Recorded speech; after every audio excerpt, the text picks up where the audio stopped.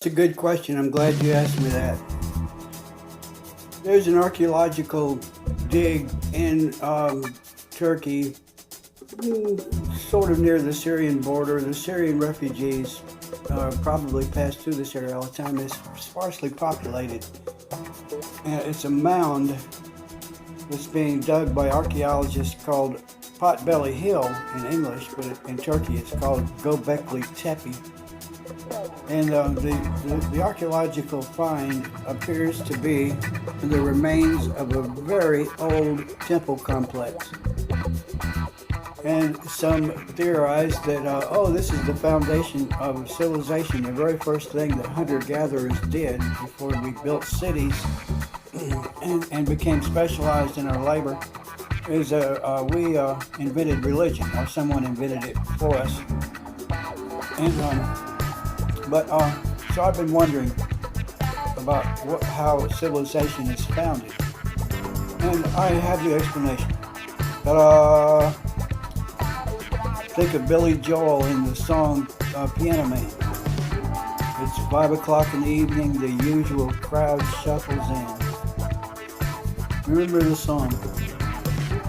What brought these people to this bar? Who did it? Nobody did it. It just happened spontaneously. And this is my theory that people spontaneously, automatically, because of some kind of urges, subconscious, perhaps, people want to assemble in various ways. And oftentimes we assemble in harmless ways. And sometimes a dictator assembles people through trickery, deception, and propaganda, as I imagine Adolf Hitler did to the German people back in the 30s. And people, before they realize that they've been tricked, enjoy being part of a conquering army, going to take over Europe and then possibly the whole world and show everybody there's a master race. So they're having a jolly good time and they're winning. And they conquer France and so on.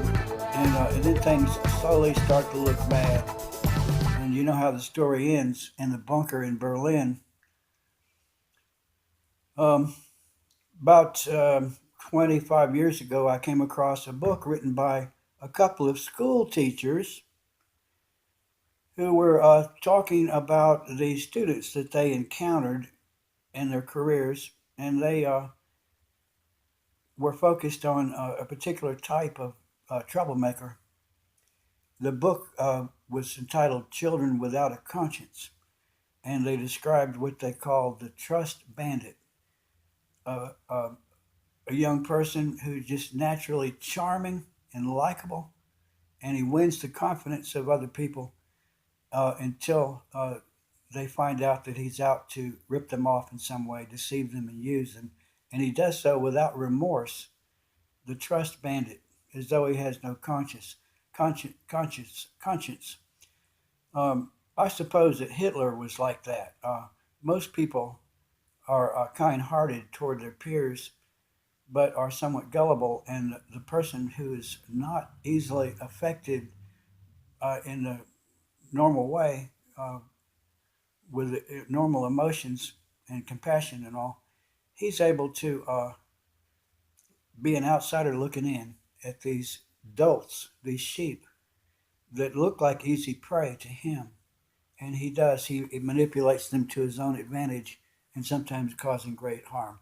That's my little introduction to the subject of how people get together, what founded civilization, how is it we're able to create a civilization.